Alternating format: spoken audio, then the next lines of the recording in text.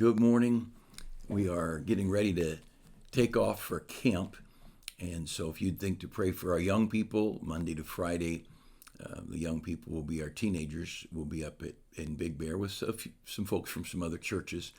I'm not sure, 100 plus other folks besides our teens. And just a word of testimony that we are trusted.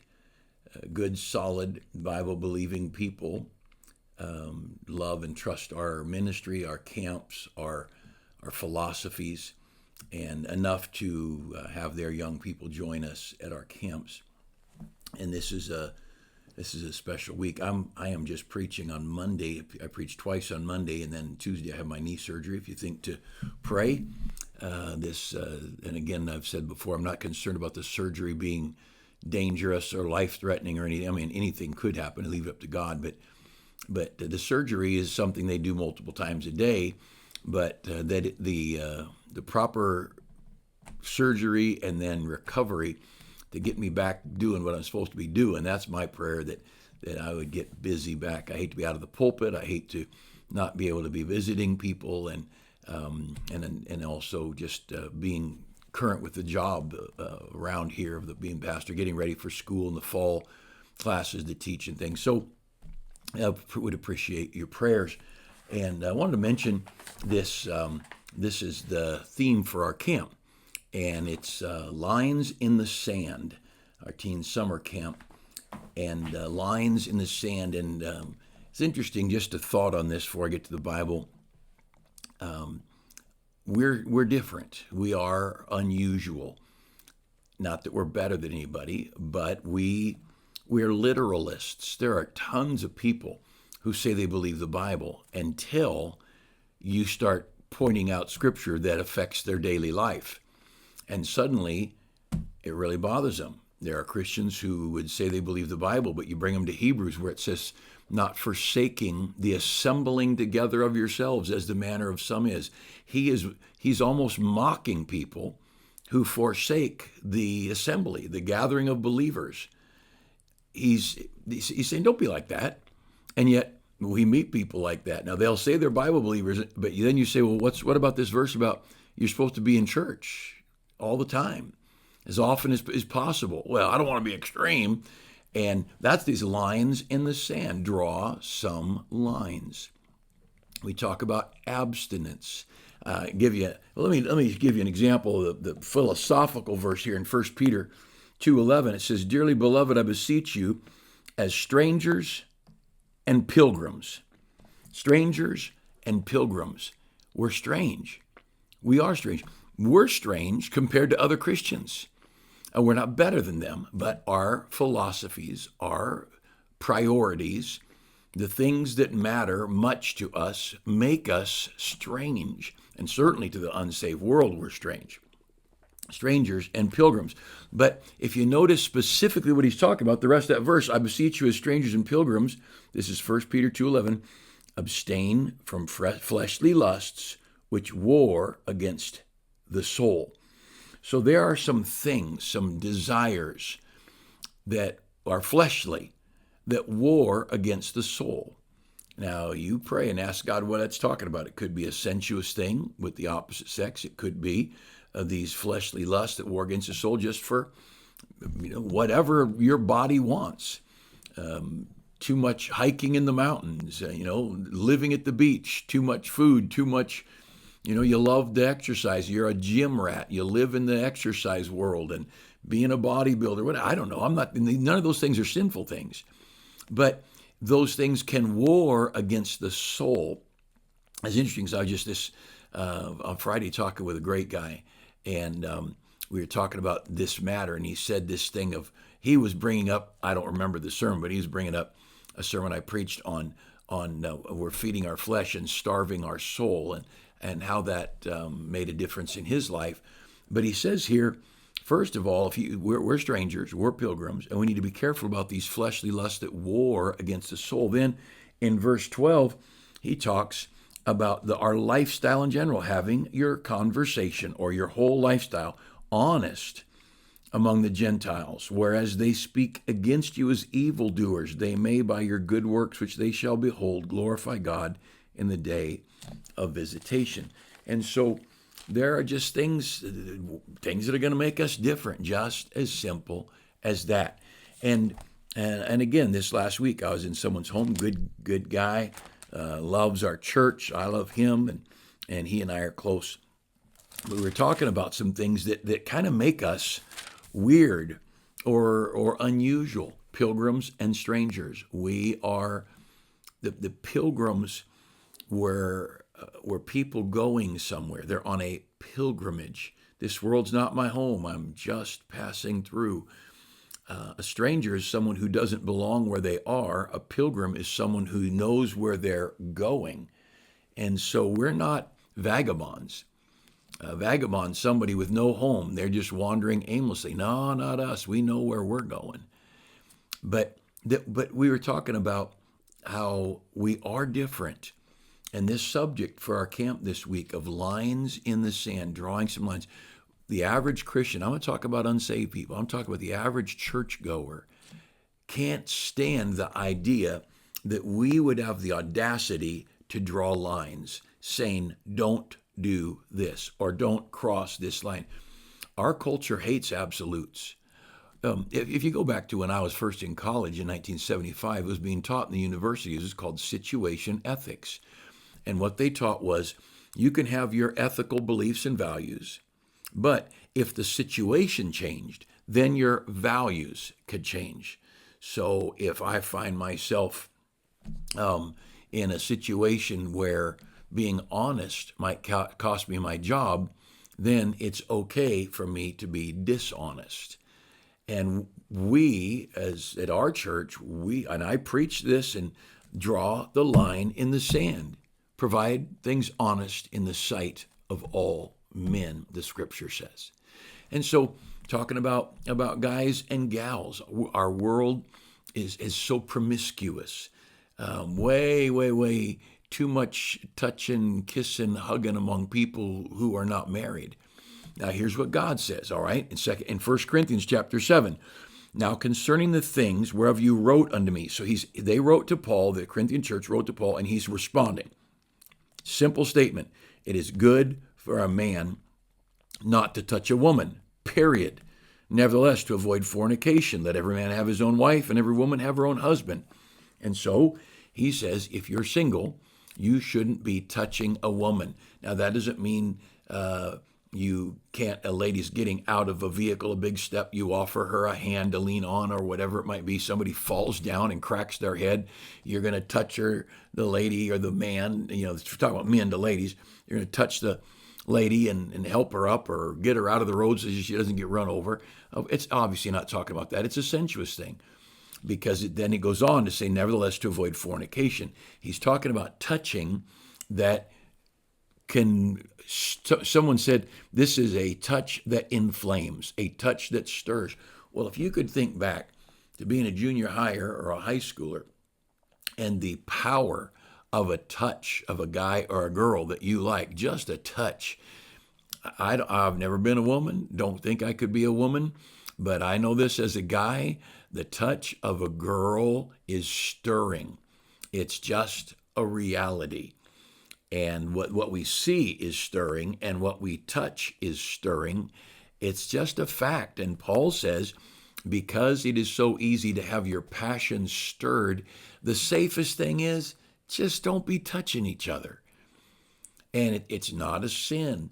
I've had people in the church at a moment of grief, had a husband lying in a hospital bed at death's door, and the wife turned around and kind of grabbed me and give me a hug. And I don't push her away saying, get thee behind me, Satan. But I'm not going to be casually hugging ladies that I'm not married to. I'm not going to be holding hands with ladies. We have a senior citizen lady who just buried her husband. I don't feel bad touching an elbow, grabbing a hand, saying I'm praying for you. Though we're not stirring flames of passion. I grew up in a home where you touched everybody. Everybody hugged each other. And cousins and boy cousins, girl cousins, aunts and uncles, didn't matter. But as our world gets more perverse and corrupt, and I look at the scripture and Paul says, hey, the safest thing. He didn't say it's a sin. He said it's good for a man not to touch a woman. So Paul just said, it's safe. Just draw a line here. Now, because if you don't draw a line at touching, you may touch so much you end up sinning. Is it a sin to touch? No, but that touch can lead you to sin. So draw the line. This philosophy, this idea of lines in the sand, and we are different. Very few Christians feel that way. And we feel very strongly about these things. And again, it's not a sinful thing. It's just prudent. It's just discreet. There was a day when a man wouldn't reach out to shake a lady's hand. If you're meeting someone and the lady begins to extend her hand, then the man would shake her hand. That's still how I do it. And that lady may not feel comfortable shaking my hand. I heard someone not long ago say, we're all God's children. We're all one big family, and it's good to hug and touch the people of God. You know what? There's a bunch of ladies who don't want some strange man hugging on them. They don't trust men that they don't know. And I'll tell you, as a man, I don't trust ladies I don't know. There are ladies with an agenda, and I don't happen to want to be on their hit list, and I don't want to be on their conquered list to be checked off. Yeah, that guy got messed up. And so when we talk about lines, having some, not you that go to our church all the time, you've heard me talk about this, you know what I'm talking about. But just lines, people don't like it. People don't like it at all. For instance, over in the book of Timothy, let me just give you an example. And this'll bother people, but it's just the word of God. And if the Bible talks about something, why not relax and just trust it? So in 1 Timothy chapter 3, he talks about the requirements for a bishop, and the bishop being another name for a pastor. And so it's not like this modern day bishops that are over churches and over areas of the country. This is a man who's the overseer. The word bishop means overseer. And he goes through a list. Must be blameless, husband of one wife, vigilant, sober, good behavior, given to hospitality, apt to teach. Now, he says in chapter 3, verse 2, I think it's verse 3, not given to wine. So Paul says to Timothy, he left him there to appoint pastors.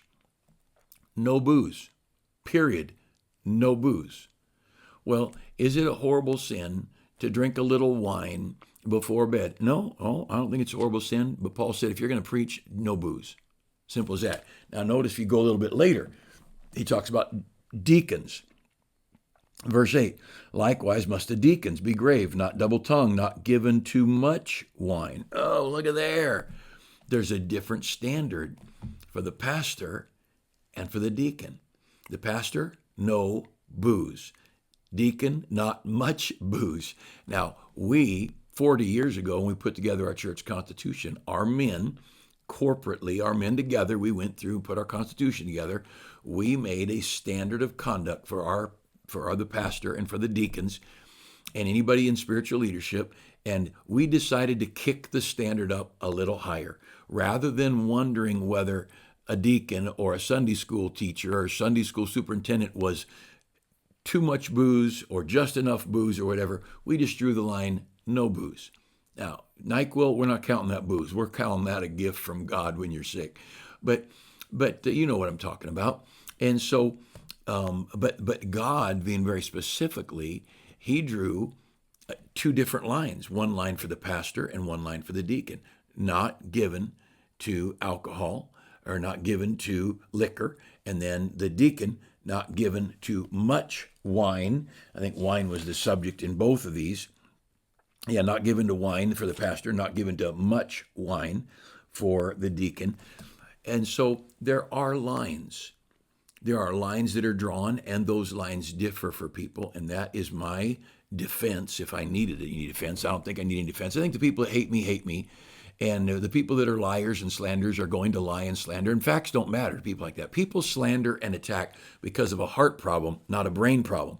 Because if there was a fact problem, they'd come and talk to me face to face. We'd get the facts on the table, and then we'd all be on the same page. But it's not about facts. It's about heart. It's bitterness. It's anger. It's wrath. It's jealousy. It's whatever it might be.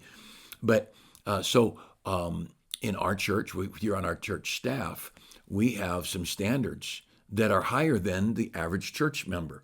I wouldn't think anything at all if one of our church members were to, some man in the church is a lady whose car's broke down. It's at the shop and she just needs a ride to pick her car up.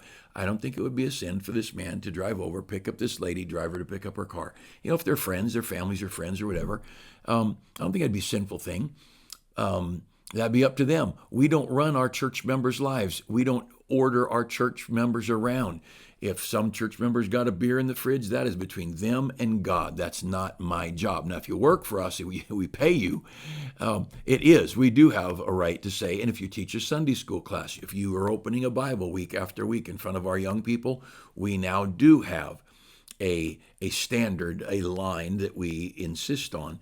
And but if you're on my staff and you pick that lady up and give her a ride to go pick up her car, you just resigned from your position on our staff. Can't be on our staff anymore. You say, is that a horrible sin? No, it's not a sin at all. Not even the slightest bit a sin. But you can't be on our staff because we don't know, this is talking about paid staff, we don't know if you are driving her to drop her car off or if you're driving her to the motel down the street. And you say, oh, would people do things like that? Yeah, people do things like that. So we have some lines drawn that are different for our staff than from the average church member. There's lines that Paul sets up. Back in the Old Testament, in the book of Leviticus, he says this is what a priest has to be, and these are the things that a priest is to offer, and the Levites are to offer. But then it's a different standard for the average Israelite in the time of Moses and the early days of the Old Testament. But there needs to be lines. There are lines. Every football team, there are lines on the field. It's interesting going to the jail. If you've never visited in a prison, wow, that will shock you. As you're going in, there's a standard of appearance. You want to go in as a lady and you want to visit in the prison, they'll tell you you can't wear tight clothes, you can't wear a short skirt, you can't wear shorts, you can't wear anything low cut, and you can't wear anything see-through. And there's some other things. There's 8 or 10 things that as a lady, you're not getting in. They will not allow you to visit in their prison if you look this way, if you wear these certain things. Isn't it funny that they figured out in the prison that ladies' dress matters, and then you talk about it in the pulpit, how ladies ought to be careful, to be modest, and to be discreet, and every church person in the valley cries out, you're a legalist and you're a cult leader and you're a dictator. No, I'm just doing the same thing that the prisons do. We all know clothing matters. I had somebody trying to be critical of us, and they said, well, just because a lady dresses a certain way doesn't mean it should affect a man. And I said, oh, well, then there's no point for Victoria's Secret then, is there? There's no, or whatever, there's other stores like that. What's the point of these clothes that people give each other at a bridal shower or whatever? The way you look does affect men. I don't care. You can argue with me all you want, but you're the idiot, and I'm the logical one that any man in a bar would agree with. There's no question. And so we have lines. We draw lines. Now, I don't tell anybody in our church what they can and can't wear, but I will preach modesty, and I'll preach a woman should look like a woman and a man should look like a man. The other day, I forget where we were, but I think we were in a restaurant. And there's somebody it was an inexpensive thing, like a Chipotle or Chick-fil-A or whatever. But somebody was waiting tables, and I looked over and I thought, I can't tell if that person bussing those tables is a guy or a girl. So I said, I think it was my wife was with me. I said, so what do you think, guy or a girl? And I just kind of tipped my head that direction. and she's nice and she's a Christian and she won't be critical of people. And I wasn't being critical. I was just asking the question, but she didn't respond. Well, she knew what I was talking about. You couldn't tell. Now, if you can't tell who that person is, then that person needs to be more gender specific. Either look like a man or look like a lady. And if you look like a lady, then don't look like a lady that's for sale. Proverbs 7 talks about a woman with the attire of a harlot. A girl should not wear clothing that makes her look like she's for sale. Simple as that. You say, well, what kind of clothing is it talking about? You figure it out. And if you're a girl, you may not know. Ask a man. What kind of clothing does a girl wear that makes her look available? She shouldn't wear those clothes. Simple as that. See, there ought to be lines. And one of the things, as I said at the beginning, that makes us so unpopular and makes us so popular with others is that we just draw some lines. Here are the lines. We don't do this. We don't cross that line. If you're playing basketball and you shoot a free throw and your foot touches the free throw line, that shot doesn't count. You crossed the line. You say, well, I only crossed it an inch. Doesn't matter if you crossed it an inch, crossed it a foot, crossed it 3 feet. You go over the line, your shot doesn't count. Your inbound pass, seen it over and over and over. A basket's made. The new offensive team gets the ball. They grab the ball and throw the ball inbound, and they get and their foot touches the court across the line before they release the ball. The ball is turned over to the other team. Why? They crossed the line. It was not a horrible sin, but there's a line. The reason for the line is you can't cross the line. Simple as that. And every sport's got field boundaries or court boundaries or, 3-point line. The guy shoots the 3-point shot, but his toe is just an inch over the line. It's 2 points. Just like it was 10 feet over the line, it's a 2-point shot. Doesn't make any difference. All you got to do is touch that line or cross that line. And so we are unpopular, and people think it's strange. And what's funny, see, when you grew up unsaved or you grew up in the world, the average Christian, you didn't think anything about holding the girl's hand, or kissing a boyfriend on a date, or sitting in the car making out for whatever amount of time. It's what people did, going to the dance and having warm and fuzzy music played while teenagers rubbing bodies against each other. Don't tell me that young people don't have passion and don't have bodies that respond. And so we don't have dances. Now, you want to go to a dance, none of my business. But in our church ministries, in our school, no, we don't have any dances. We just don't. You want to go to a dance, or we want to go on a cruise and dance the night away in your big band music, or that's totally up to you. We don't tell anybody what they can and can't do, but what we do at our church, we've drawn lines. We don't do dances, and we don't do them square, round, ballroom, or anything else. And there's just some lines, and it does make us very unpopular. And the big thing is this: when we can show chapter and verse. When Proverbs says, don't look at the wine when it's red, when it moveth itself in the cup. And so I say, shouldn't even be wandering down the liquor aisle. Oh, you're such a fanatic. You're so crazy. What's the big deal walking? Oh, well, all of us have seen liquor, but we shouldn't get comfortable looking at booze and getting around booze. If I can, it's hard to shop anywhere where there's not liquor for sale, but I can avoid getting our milk at the liquor store and instead get our milk at the grocery store or the convenience store where there is liquor there, but it's not the main object. It's not what I'm going in there to be around completely. And those are not rights and wrong, not a sin to go to the liquor store and buy a Coke, but it's a line that is prudent to choose. Somebody in our church, they're making their own vanilla. They buy these vanilla beans, and they said the hardest thing about making vanilla is figuring out who's going to buy the vodka for you. And I said, vodka? They said, yeah, it's how you make vanilla. You soak your vanilla beans in vodka. And I thought, no way. My wife's not walking out of the store with a bottle of vodka. She's going to have to find somebody else to buy it for. But see, those are lines.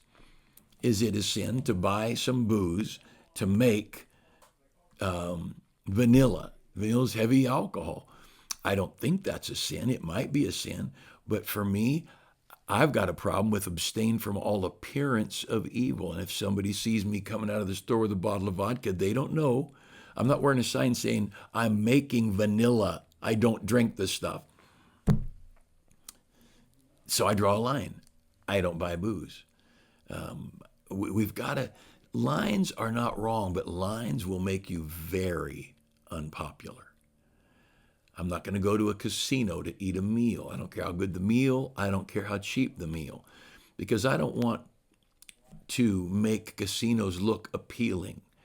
Someone says, "Where'd you go for lunch?" I went up to the casino. I don't want to break down the barrier. I want a casino, a place of gambling, a place that has historically been a bad place. I'm not going to break that down. It's like circus. When I was a kid, some family went to Las Vegas. No, we weren't Christians, and we went to Las Vegas for whatever. And the kids were at Circus, which is like the world's best video game place for kids. And while it's all gambling down there, all the top floor was all video, whatever. And this is 50 years ago. And so what is that doing? It's making gambling seem like a family affair. This is a good family activity. Kids upstairs, adults downstairs. Gambling's wrong. Wealth gotten by vanity will be diminished. People gamble away money that they need. People, and I am not saying everybody that gambles is horrible or whatever. I'm just saying gambling has traditionally been considered a bad thing. Our generation has tried to make it good. No, it's not good. Prostitution's not good. Sleeping with your next door neighbor is not good. I don't care if you love them, don't love them, you're married, you're single. You're not supposed to be physically involved until you're married. There is a term called adultery or fornication, if you want to be more specific. And so lines. So this week, we're just talking about the importance of having a line that our young people would protect their purity. A lot of the hurt that I've dealt with in the past 30, 40 years has been because someone was crossing a line and enjoying it. They weren't doing anything horrible. They just crossed a line and then they enjoyed it, but then they found themselves in trouble. And had they never crossed the line, they would never have been in a position to have the trouble. And oh, how important it is that Proverbs says that the wise man foreseeth the evil and hideth himself. He sees, oh, no, I go there. Like turn a corner too fast in a car, foresee the evil. Hey, have a great week. Pray for us at camp that God would bless the week. And let's have some lines. Don't be ashamed of the lines you have in your life, because those lines, tell you what, if you drift across the line on a road, it could kill you. So our lines are good things.